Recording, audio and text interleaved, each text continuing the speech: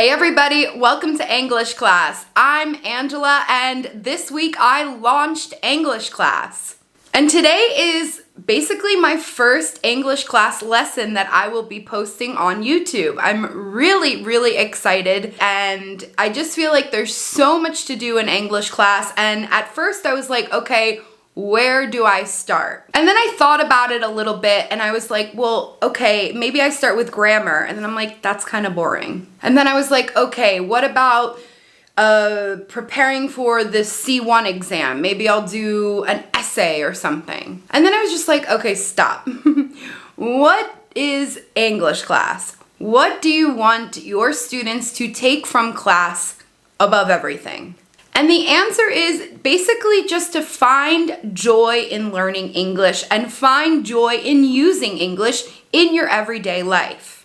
So even though I am going to be posting so many classes on grammar, vocabulary, listening, writing, reading, speaking, I thought it'd be a great idea to kick off English class with a lesson that helps people to use English outside of an exam or outside of the classroom. So today I'm going to be giving you 5 ways that you can get your nose out of your textbook, get outside, and use English in different ways. No matter what your goal for learning English is, making sure that you are enjoying the process is really important for your success. Now, of course, there are so many more ways that you can learn English and use it outside of the classroom. But these 5 activities are things that I don't see as often, and I think they're really useful. At the end of the video, I will give you a homework assignment, so make sure to watch up to the very end. Let's get started. Number 1, keep a journal. Now you may be saying, Angela, okay, I don't even keep a journal in my own language. Why would I do this in English? The thing I like about students keeping a journal is that nobody else is going to read it. Most of the time when we are practicing English writing, we are doing it because we know we are going to have to write an essay on the C1 exam, or because we are writing a report for our job, and it's kind of like writing things that people obligate you to write. But by keeping a journal, you're writing in a way that helps you to express your thoughts, your feelings, talk about how your day went, talk a little bit about your goals, and the most important part, without the pressure. You are not handing in your journal to me at the end of class, okay? This is for you. Make those mistakes. Spell those words wrong.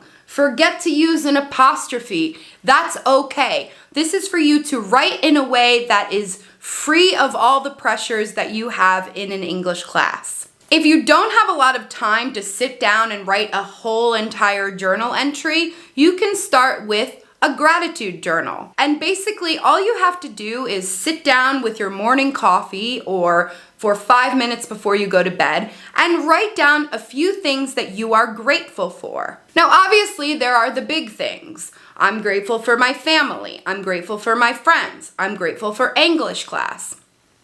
But I want you to get a little bit more specific. Try to find the small details in your life that you are grateful for. This will also help you to use a variety of English vocabulary and maybe grammar as well. For example, I'm grateful that I didn't get a parking ticket when I left my car in a no parking zone. I'm grateful that I got the call for that job interview.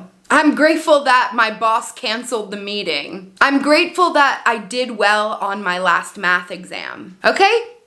You catch the drift. If you are writing for your eyes only, you're going to feel better about the entire process of writing in English. Number 2, read a magazine. Reading magazines in English is a great way to just get some quick reading practice. Now, if you choose to read a book in English, that's great. But sometimes reading a book feels like too much of a commitment. And what I find is that a lot of students, when they actually find time to read, they rather read a book in their own language. But what I find with magazines is that you can pick a magazine on a topic that interests you. Like if you like cars, get a car magazine. If you like looking at beautiful pictures from around the world, get National Geographic. If you like celebrity gossip, there's a billion magazines on celebrities. And all you have to do is kind of just put the magazine on your nightstand and maybe read a quick article before you go to bed, or read a paragraph, or just look at the pretty pictures and read the captions. Magazines are also a great resource for learning vocabulary, especially at the advanced and proficiency levels. Journalists love to vary their vocabulary so that the article isn't so boring, or so that they paint a picture for you accurately.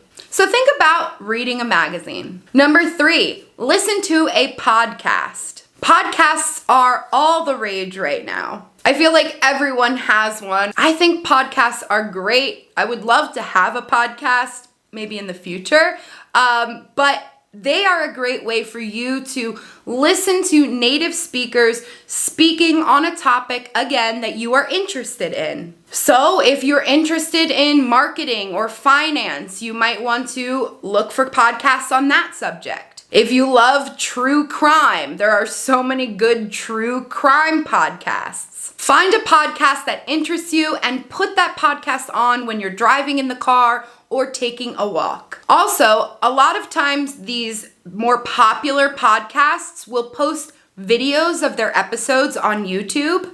So if you feel like you want to watch the video of the episode as well, check to see if your podcast posts their stuff on YouTube too. Basically, like all of these recommendations I'm giving you today, you are killing 2 birds with 1 stone.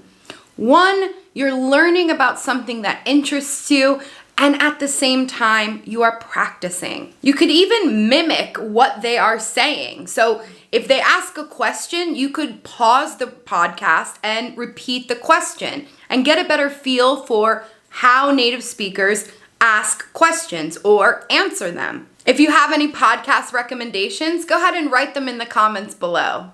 Okay, number 4, take a class in English that isn't an English class. For example, go take that ceramics class you've always wanted to take, or go learn how to paint, go to a woodworking class, go to a dance class. Or if you already have a really interesting hobby that you love, try to find a class for that hobby that is given in English. Taking these classes is fun, okay? You are meeting people, you are listening to people, you are speaking with people, you are learning a new skill, you're getting your hands dirty. You may be thinking, okay, Angela, but I don't live in an English-speaking country, or I don't live in a big city where I could find a class like that in English. The solution to this problem is that since the pandemic, so many websites have popped up online that offer classes. So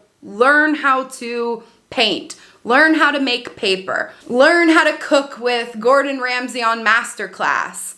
This is not a paid promotion. So if you're having trouble finding a class that you can attend in person, go ahead and take one online. And last but not least, number 5, make a friend.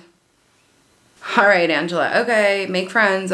First of all, I know, easier said than done. However, one of the best ways that you can really practice English in a real way is by making friends with native English speakers or non-native speakers who are also learning English. Maybe you made a friend at that painting class you took. Maybe one of your friends from high school is also learning English and you send them a message and say, hey, do you want to get a coffee to practice our English together? Maybe you make a friend in English class, online, sharing comments, messaging, participating. There are also apps you can download where you can have conversations with native speakers. Maybe you know Spanish and you want to learn English, and you go on this app and someone knows English and wants to know Spanish. You can find a tandem partner like that. Do what you can to try to speak with people in English, whether it's in person, being safe of course, or online, also being safe.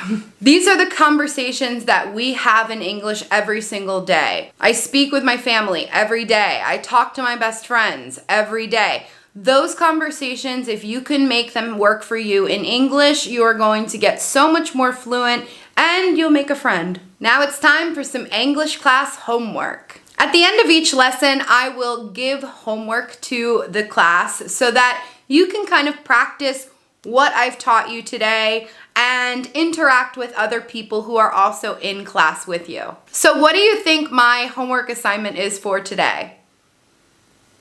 You probably guessed it. This week, I want you to try doing one of these things I talked about today. It could be as simple as grabbing a notebook and writing 3 things you're grateful for, or heading downstairs and picking up a magazine. And while you walk to get the magazine, listen to a podcast. Finding a class in English or making friends in English might take a bit more time, but you can also take steps to do some research on some classes or just comment here in English class. You already have a friend.